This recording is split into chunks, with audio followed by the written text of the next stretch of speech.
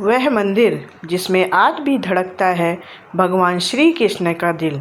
तो जानते हैं महाभारत की ये कहानी बहुत ही दिलचस्प होने वाली है। पूरा ज़रूर देखें इस कथा को। भारतीय संस्कृति और धार्मिक परंपराओं में भगवान श्री कृष्ण का स्थान अद्वितीय है।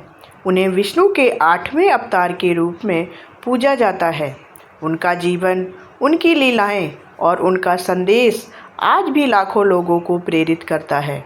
हम सब ने बचपन से ही भगवान श्री कृष्ण की बाल लीलाओं, उनके मक्खन चुराने की शरारतों और राधा के साथ उनके प्रेम की कहानियों के बारे में सुना है।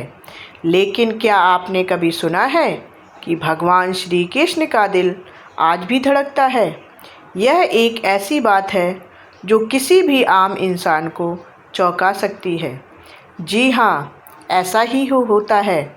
उड़ीसा के पुरी में स्थित जगन्नाथ मंदिर में आज भी भगवान श्री कृष्ण का दिल धड़कता है।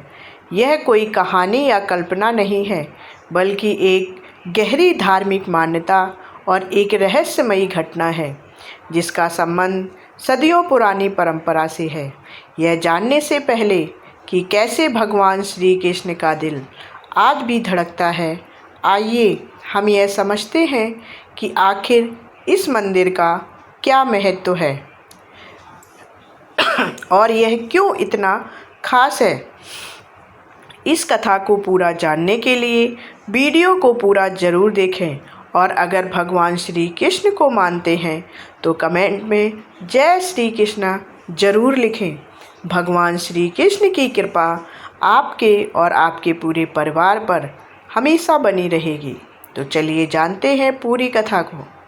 भगवान श्री कृष्ण का पृथ्वी पर जन्म धर्म की स्थापना के लिए हुआ था और जब उनका उद्देश्य पूरा हो गया तो उन्होंने अपने शरीर को त्यागने का निर्णय लिया।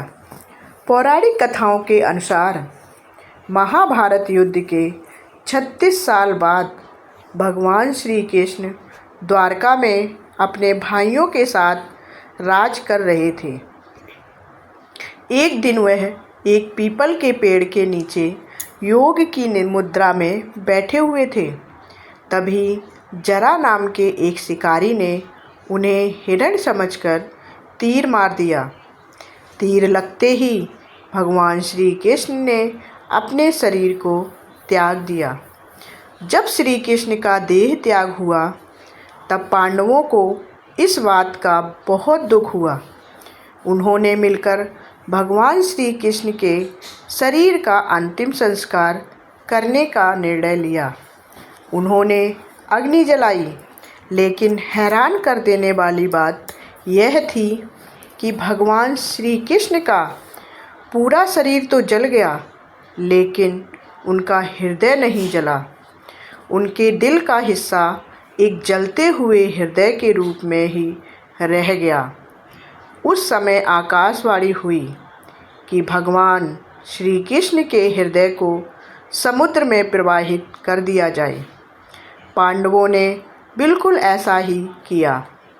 भगवान श्री कृष्ण का यह हृदय समुद्र में बहते हुए उड़ीसा के पुरी तट पर पहुंच गया।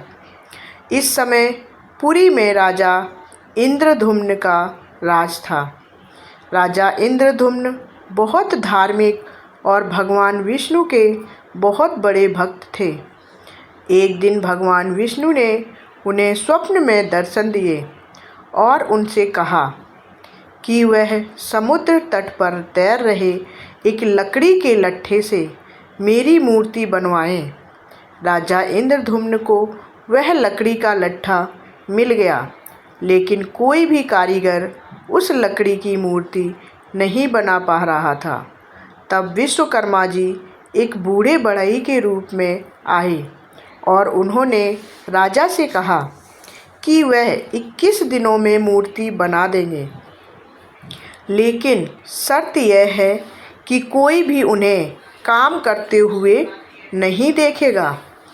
राजा ने उनकी शर्त मान ली और मूर्ति बनाने का काम शुरू हुआ। 14 दिन बाद रानी ने सोचा कि इतने दिन हो गए और बढ़ई की ओर से कोई आवाज़ नहीं आ रही है। कहीं कुछ गड़बड़ तो नहीं हो गई? रानी की चिंता देखकर राजा ने दरवाज़ा खोल दिया। दरवाज़ा खुलते ही बढ़ई गायब हो गए और मूर्ति आधी अधूरी रह ही गई। उस समय बढ़ई की जगह विश्वकर्मा भगवान प्रकट हुए। तब उन्होंने राजा को बताया कि अब उन्हें इस अधूरी मूर्ति को ही मंदिर में स्थापित करना होगा। राजा इंद्रद्युम्न ने उस मूर्तियों को पुरी के जगन्नाथ मंदिर में स्थापित किया। उन्हीं मूर्तियों में से एक भगवान जगन्नाथ की मूर्ति के अंदर भगवान श्री कृष्ण के हृदय को रखा गया। जिस हृदय को भगवान जगन्नाथ की मूर्ति में रखा गया उसे ब्रह्म पदार्थ कहते हैं। यह शब्द संस्कृत भाषा से बना है, जिसमें ब्रह्मा का अर्थ है सर्वोच्च, वास्तविकता या ईश्वर, और पदार्थ का अर्थ है वस्तु। ऐसा माना जाता है कि यह ब्रह्म पदार्थ ही भगवान श्री कृष्ण का दिल है, जो आज भी धड़कता है और प्रतिमा के भीतर छिपा हुआ है। ब्रह्म पदार्थ को लेकर कई रहस्य और मान्यताएं जुड़ी हैं। यह वास्तव में क्या है, किसी को नहीं पता कि यह ब्रह्म पदार्थ वास्तव में क्या है। इसे बहुत गुप्त रखा जाता है। कुछ लोगों का मानना है कि यह कोई धातु या पत्थर है, जबकि कुछ का मानना है कि यह भगवान श्री कृष्ण का वास्तविक हृदय है। इसका अनुभव, जीवंतता और ऊर्जा, जिन पुजारियों ने इसे मूर्ति के अंदर रखा है वे बताते हैं कि इसे छूने पर ऐसा लगता है जैसे कोई गर्म और स्पंदित चीज़ हाथ में है। यह अनुभव इस बात की पुष्टि करता है कि यह कोई सामान्य वस्तु नहीं, बल्कि एक दिव्य और जीवंत पदार्थ है। एक अनसुलझा रहस्य।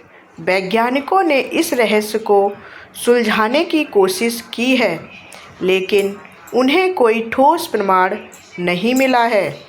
विज्ञान इस बात की पुष्टि नहीं कर सकता कि यह वास्तव में भगवान का हृदय है, लेकिन वे इस बात से इनकार भी नहीं कर सकते कि यह एक अनोखी ऊर्जा का स्रोत है। जगन्नाथ मंदिर में हर 12 से 19 साल के बाद एक विशेष अनुष्ठान होता है, जिसे नवकलेवर कहते हैं। नव का अर्थ है नया और कलेवर का अर्थ है शरीर। इस अनुष्ठान में भगवान जगन्नाथ, बलभद्र और सुभद्रा की पुरानी मूर्तियों को हटाकर नई मूर्तियां स्थापित की जाती हैं। यह कोई साधारण मूर्ति बदलने की प्रक्रिया नहीं है, बल्कि एक बहुत ही पवित्र और रहस्यमयी अनुष्ठान है। अब चलिए जानते हैं नवकलेवर का महत्व क्या है। यह अनुष्ठान पुनर्जन्म और शाश्वतता के चक्र को दर्शाता है। यह दिखाता है कि शरीर नश्वर है, लेकिन आत्मा अमर है। ब्रह्म पदार्थ का स्थानांतरण कैसे होता है, ये जानते हैं। इस अनुष्ठान के दौरान सबसे महत्वपूर्ण कार्य पुरानी मूर्ति से ब्रह्म पदार्थ को निकालकर नई मूर्ति पे स्थापित करना है। यह कार्य पूरी तरह से गुप्त रूप से किया जाता है। ब्रह्म पदार्थ का स्थानांतरण कैसे होता है, यह जानते हैं। जिस रात यह स्थानांतरण होता है, उस रात पूरे शहर की बिजली काट दी जाती है। मंदिर के आसपास और अंदर भी पूरा अंधेरा होता है। केवल वही पुजारी इस अनुष्ठान में भाग लेते हैं जो परंपरा से इस कार्य के लिए चुने गए हैं। जो पुजारी ब्रह्म पदार्थ का स्थानांतरण करते हैं, उनकी आँखों पर पट्टी बंधी होती है और हाथों में दस्ताने होते हैं। इसका कारण यह है कि वे ना तो उस पदार्थ को देख सकें और ना ही उसे छू सकें। यह अनुष्ठान इतना गुप्त और पवित्र होता है कि इसे देखने या छूने की अनुमत नहीं है। जिन पुजारियों ने यह किया है उन्होंने बताया है कि अंधेरे में भी उन्हें एक अजीब सी ऊर्जा का एहसास होता है। वे बताते हैं कि उन्हें ऐसा महसूस होता है जैसे वे एक गर्म धड़कते हुए पिंड को हाथ में ले रहे हैं। यह अनुष्ठान एक पीढ़ी से दूसरी पीढ़ी को यह रहस्य सौंपता है। यह न केवल एक धार्मिक कार्य है बल्कि एक परंपरा भी है जो सदियों से चली आ रही है। पुरी का जगन्नाथ मंदिर सिर्फ भगवान श्री कृष्ण के दिल को रखने के लिए ही प्रसिद्ध नहीं है, बल्कि यह एक बहुत ही महत्वपूर्ण धार्मिक और सांस्कृतिक केंद्र भी है। यह भारत के 4 सबसे महत्वपूर्ण हिंदू तीर्थ स्थलों 4 धाम में से एक है। हर साल लाखों श्रद्धालु यहाँ दर्शन के लिए आते हैं। यह मंदिर अपनी वार्षिक रथ यात्रा के लिए प्रसिद्ध है। इस यात्रा में भगवान जगन्नाथ, बलभद्र और सुभद्रा की मूर्तियों को विशाल रथों पर बिठाकर शहर में घुमाया जाता है। इस यात्रा में लाखों लोग शामिल होते हैं और यह एक बहुत ही भव्य और धार्मिक आयोजन होता है। इस मंदिर में मिलने वाला प्रसाद भी बहुत खास होता है। इसे महाप्रसाद कहते हैं और इसे दिन में कई बार बनाया जाता है।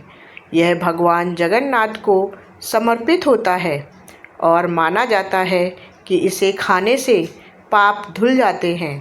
विश्वास और आस्था का केंद्र है यह मंदिर, जगन्नाथ मंदिर, और इसमें भगवान श्री कृष्ण का धड़कता हुआ दिल सिर्फ एक कहानी नहीं बल्कि विश्वास और आस्था का एक गहरा प्रतीक है।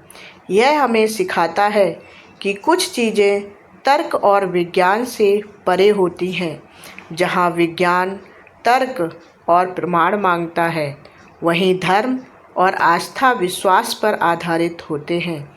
यह रहस्य सदियों से अनसुलझा है और शायद हमेशा अनसुलझा ही रहेगा, लेकिन यही तो इस मंदिर की असली सुंदरता और रहस्य है। यह हमें यह सोचने पर मजबूर करता है कि क्या वाकई कुछ ऐसा है जो हमारे ज्ञान और समझ से परे है। क्या सच में भगवान श्री कृष्ण का दिल आज भी हमारे बीच धड़क रहा है? इसका जवाब हर किसी के लिए अलग अलग हो सकता है।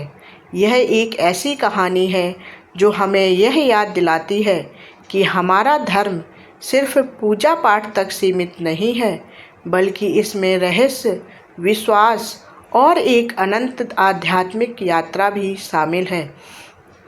यह कहानी हमें यह भी सिखाती है कि भगवान भले ही शरीर त्याग दें, लेकिन उनकी आत्मा और उनका प्रेम हमेशा जीवित रहता है। तो आपको हमारी यह जानकारी कैसी लगी, कमेंट करके ज़रूर बताएं। धन्यवाद।